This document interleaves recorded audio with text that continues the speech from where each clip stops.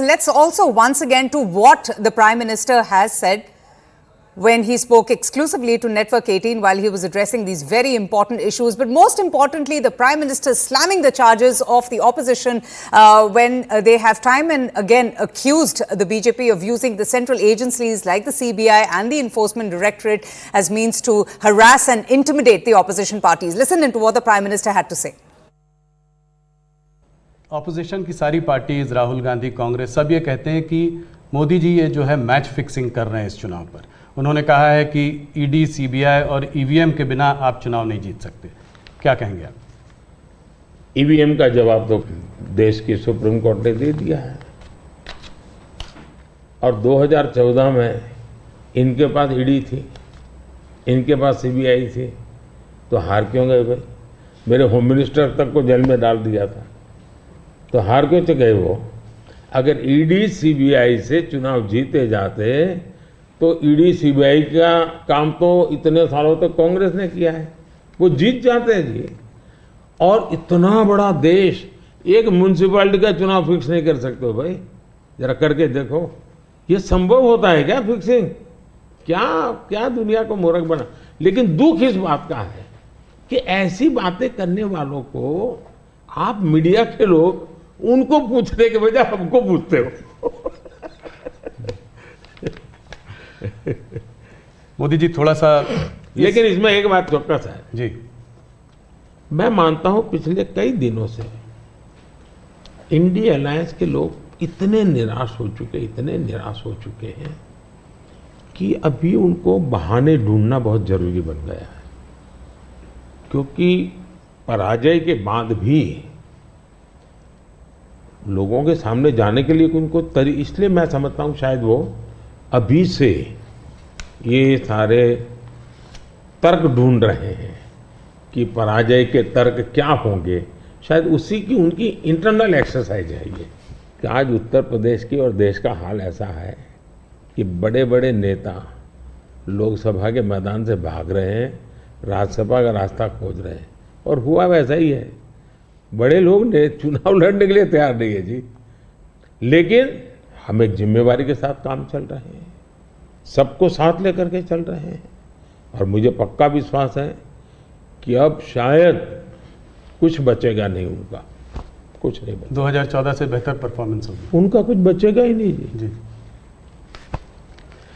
एक सवाल और, आप इसका पार्ट जवाब दे चुके हैं इसलिए मैं उसको संक्षेप में पूछूंगा। ऑपोजिशन, कांग्रेस सब आपके पीछे कहता है कि सरकार जो है ईडी, सीबीआई, इंटेलिजेंस एजेंसीज का इस्तेमाल कर रही है। आपने कहा है कि ईडी इंडिपेंडेंट है। सिर्फ एक सवाल यह है कि ऐसा देखा गया है कि 25 नेता का एक एनालिसिस एक न्यूज़पेपर ने की थी कि 25 नेता जब ऑपोजिशन पार्टी से बीजेपी की तरफ आ गए तो उसमें से 23 लोगों के ऊपर से जो है इस तरह के केसेस को या तो ठंडे बस्ते में डाल दिया गया या ड्रॉप कर दिया गया। इस बारे में पहली बात है, एक भी केस ड्रॉप नहीं किया गया है। जो अदालत कहेगी वही होगा, हम कोई निर्णय नहीं लेंगे, स्वतंत्र है। दूसरी बात है, पॉलिटिकल लीडरशिप के केस कितने हैं भाई? ओनली 3%। 97% अच्छे ब्यूरोक्रेट जेल में है। आखिर के इन संस्था का जन्म क्यों हुआ है भाई? अगर इन संस्थाओं का जन्म इसी काम के लिए हो तो काम नहीं करेगी क्या? और अदालत इतनी बड़ी है जी, किसी को जमानत नहीं दे रही है अदालत, तो अदालत देखती होगी ना भाई। और भ्रष्टाचार के मामले में हम कम से कम उसको लाइट न ले जी। सचमुच में देश में चर्चा होनी चाहिए कि पहला एक जमाना ऐसा था, आपको आरोप लगता था ना तो भी हल जाते थे। आज गुनाह सिद्ध हो चुका, सजा हो चुकी, फिर भी आप हाथ ऊंचा कर करके फोटो निकलवा रहे हो। आप भ्रष्टाचार का महिमा मंडन कर रहे हो। इस देश में ये आलोचना का विषय होना चाहिए। भ्रष्टाचार को न्यू नॉर्मल के रूप में ट्रीट नहीं करना चाहिए, वरना इस देश का बहुत नुकसान होगा जी। ये सवाल बीजेपी और अदर्स का वाला नहीं है, देश के लिए ठीक नहीं है कि आप इसको न्यू नॉर्मल बना दें। और मैं देख रहा हूँ धीरे धीरे ऐसा वातावरण बनाया जा रहा है, हाँ ठीक है यार वो तो चलता रहता है। यही तो देश, गरीब आदमी मर रहा है जी। हमने कैसे भी करके इससे देश को मुक्त करना चाहिए, रिजॉल्व होना चाहिए कंट्री का, वो नहीं हो रहा है जी। और मैं तो मानता हूँ कि भाई देखिए, मैं जो कोशिश कर रहा हूँ, एक सिस्टम को पॉलिसी ड्रिवन बनाओ, टेक्नोलॉजी को भरपूर लाओ। आज हमने, पहले एक प्रधानमंत्री कहते थे 1 रुपया जाता है 15 पैसे पहुँचता है जी। आज मैं कहता हूँ 1 रुपया जाता है पूरे 100 पैसे पहुँचते हैं, डायरेक्ट बेनिफिट ट्रांसफर। क्यों? सिस्टम को सुधारो भाई। हमने जेम पोर्टल बनाया, करप्शन को कम करने की दिशा में हमारा बहुत बड़ा कदम है जी। दूसरा, समाज को भी जगाओ, समाज को भी आदत डालो कि भाई भ्रष्टाचार बुरा है, किसी भी स्तर पर भ्रष्टाचार से मुक्त रहना चाहिए। और देश में वो वातावरण बन रहा है, पॉलिटिकल लोगों को डर नहीं है। और मैं मानता हूं उसमें कुछ मात्रा में ये जो सिर्फ हमारा विरोध है इसलिए उनका समर्थन कर देना, ये शोभा नहीं देता है भाई।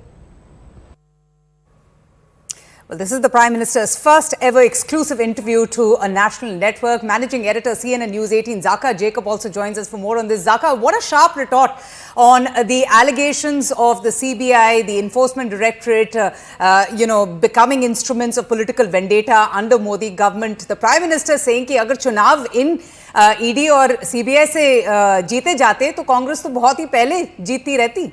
Yeah, I think he's sort of divided his attack into two parts. One on the allegation of the disproportionate use of these agencies against opposition parties. He has said this before as well, where he says that, look, only 3% cases are targeting politicians. 97% cases are against bureaucrats, business people, etc. This is particularly on the money laundering issue because, of course, money laundering is not just consigned to politicians alone. So that's one part of his defense, if you will. And this is specifically to some of the media reports. Rahul Joshi asked him about that newspaper report, which had said that out of 25 leaders, opposition leaders who joined the BJP since 2014, against 23 of them, many of these cases have either been dropped or it's been put into cold storage. To which the Prime Minister said, no case has been dropped. It's all being examined by courts. And the Prime Minister even went on to say, and I think this is alluding to the cases against the Aam Aadmi Party officials, whether it is Sisodia or Kejriwal, none of them have got bail. So the Prime Minister's contention being that even the courts have looked at the material matter of these cases placed before them and come to the conclusion that bail should be denied or bail cannot be given. So the Prime Minister, that is the specific answer that he's given to the charge of the disproportionate use of the agencies. But I think he's also trying to allude to a larger societal problem, which is in the latter half of that answer, where he's saying that today people are beginning to treat corruption like a new normal. And that, he says, is dangerous for society. Irrespective of what the merits of the case are, even after sentencing, even after conviction, there are people, waving photographs and flaying their arms and saying this is political vendetta. He says that sort of an environment where you're trying to make corruption the new normal, that is not good for the society. That's not good for India, because he says ultimately, who does corruption hurt? Corruption hurts the poor the most. And then he alludes to that famous quote of Rajiv Gandhi when he said back in the 80s that out of every rupee that the government of India transfers, only 15 paise reaches the poor. Whereas now, because of direct benefit transfer, DBT, the Prime Minister says that out of every rupee transferred to the poor, the entire thing goes to the poor because it goes directly into their bank account. In an earlier part of that interview, he says in the last 10 years, through DBT, the Modi government has given as much as 36 lakh crores in direct benefit transfer to the poor. So he's trying to make the case, on the one hand, rebutting the accusation that agencies are being used disproportionately against the opposition, saying only 3% cases are against politicians, and that ultimately courts of law are examining these cases, and courts of law are going into the merits of the matter, and courts of law are deciding not to give bail in some of these cases. And the second part, which is, I think, the larger picture that he's trying to paint, that look, don't try and normalize corruption. Don't try and make it the new normal, because that ultimately hurts the poor much more than it hurts anyone else. He explicitly states that. Zaki, he also discusses the buzz around Sam Pitroda's recent controversial remarks on the inheritance tax.